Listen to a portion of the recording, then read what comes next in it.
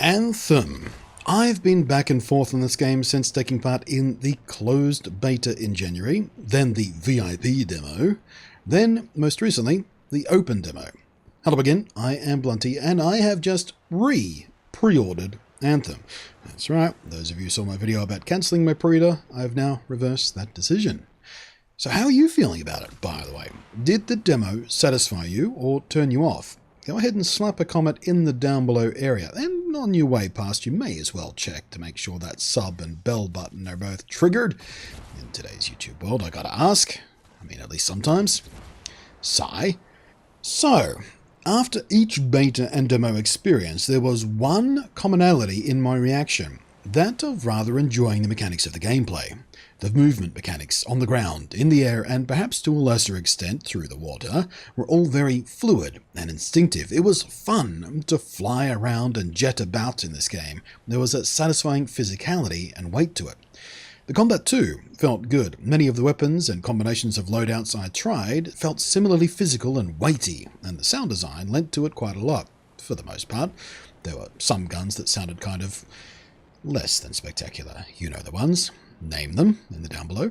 The environments and map design were fun to move through too. More useful verticality than I've usually experienced. Even in games like Just Cause 3, where it's kinetic third-person ranged combat combined with grapple and wingsuit and parachute mobility helped make it one of my favourite games of all time, just for the sake of how much fun it was to combine all of this amazing agility with satisfying weaponry and fun combat. Spider-Man also was largely as fun as it was because of the way you moved and combined that hyper-agility with combat, though in this case, of course, it was much more melee-based. But of course, as many of the regulars around here will know, the satisfying mechanical gameplay of Anthem wasn't enough for me to keep my pre-order after the discouragingly unstable VIP demo experience. As I explained in detail in a previous video, despite liking the gameplay, the many problems of the VIP demo left me with a lack of confidence in the product. I cancelled my pre-order on principle that if they were happy to provide this issue-plagued demonstration to paying customers, I didn't think remaining among their counted paying customers was a mark on a boardroom spreadsheet somewhere that I wanted to be part of. It was the only signal I could send to the publishers that I know they would be accounting for, they would be listening for, that would matter to them. Vote with your wallet, as we say. The closed demo, however, went much more smoothly. It was hardly without issue. There were many bugs still, lockups and glitches and magically disappearing enemies, and all the way through to hard crashes. But the server infrastructure itself seemed a lot more stable, so that at least was encouraging. So there I sat, and have sat for a week, every day thinking about Anthem, flipping back and forth on if I was going to wind up being there on day one, or, I guess, given the idiotic way it's launching, not quite day one, but the second day one of the release days, depending on how eager you are to reward EA by using a subscription service. On the one hand, sat gameplay that I very much enjoyed, a loot-grinding loop that seemed inviting, well-designed and interesting environments to navigate, adversaries that presented a satisfying challenge, although limited in variety in the demo, it was enough of a tease to extrapolate from. Then even a bit of fashion fun time, customizing and painting my javelins. It's a guilty pleasure, but we all do it, don't we? We all fall into the fashion trap of these games. On the other hand, though, set my now default setting of deep, hate-filled mistrust in EA's business practices and attitudes and slobbering greed monster attitude towards their player bases in particular.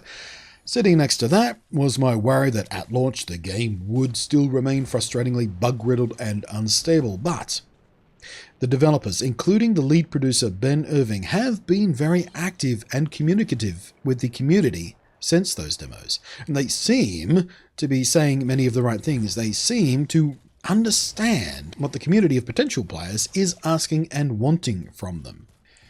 And while they haven't quite answered every pressing question I have to my satisfaction, like for example the lack of text chat, kind of essential in a game like this, but what they have been clear about is their plans for ongoing content, their commitment to not being overly shitty about microtransaction stuff and squashing many of the bugs, and even right down to being real careful about how they launch and waiting for exploits and stuff. Like the 2 top difficulty tiers are not unlocked at launch because they don't want to accidentally leave an exploit in there that people just sort of ruin the game for themselves. And so they sort of lock that stuff off just while they make sure everything's working the way they intended to work. And I think that's a smart move. And as far as that microtransaction stuff in a full price game, for the record, I am okay with being given the option to pay for cosmetic stuff in games like this. Yes, even the full-priced ones, although it's much more easy to swallow and free-to-play, of course, so long as it's justified as being needed as an ongoing revenue stream to provide updates and content additions and all of that kind of stuff that is involved with a game that is designed to be an ever game.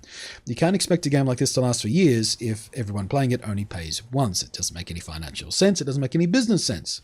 It's the world we live in, like it or not. Unless you want a bunch of ads in your games. Would you like that? They've tried that before. People didn't like it. But it is this general willingness to be responsive and communicative in clear and deliberate ways, which is quite out of character for a company under the EA flag, by the way. I mean, let's all remember the searing hot trash fire that was the complete bullshit that poured out of EA's fetid sludge hole about the Star Wars Battlefront 2 buffoonery. So here I sat, teetering on the fence. Will I, won't I, should I, shouldn't I, am I gonna? I don't know. Until today, when someone in my Twitch stream threw $60 into the tip jar, thank you very much by the way, Mr. Forst, and suggested I spend it on Anthem. We were talking about Anthem at the time, though they did give me an escape clause of, or another game. But it was just enough to give me an excuse to pull the trigger for the second time, and I often reinvest Twitch donation money back into games that I can stream when I can. Just makes sense to me. So at least this way, if it turns out Anthem bursts into flames in clouds of EA-scented smoke, which I imagine smells uncannily like horse crap, like the breath of their executives for instance, at least this way I can kinda console myself that it was mostly money that wasn't actually earmarked for something else, like food or rent. It was kind of free money that just arrived, and I wasn't necessarily counting on to keep me alive, but instead from the kindness and generosity of a viewer. And if Anthem turns out to be fantastic and sink its claws into me, then hooray, everybody wins. See how good I am at justifying things? I'm a master. It's been an odd ride with this game. Since we first glimpsed it in an E3 reveal trailer, the thought of a Destiny-like sci-fi looter-shooter, except you're basically friggin' Iron Man zooming through lush environments, I've been real excited by the potential of that concept. And the ride all the way through to today, just under 2 weeks away from, let's call it general release, has been rocky enough to trigger some seriously distracting indecision in me. I haven't been this indecisive about a game in I don't even know how long. I can't even name the last game that sent me flopping back and forth so often. But the bullet has been bit. Just got to see where the cards fall now, if you don't mind me mixing my metaphors. I wonder if I'll be making a video akin to this in a year's time. I'll still be playing the game, recounting the journey since launch and how much has changed. Or in a year's time, will I barely remember that Anthem ever existed? Time will tell.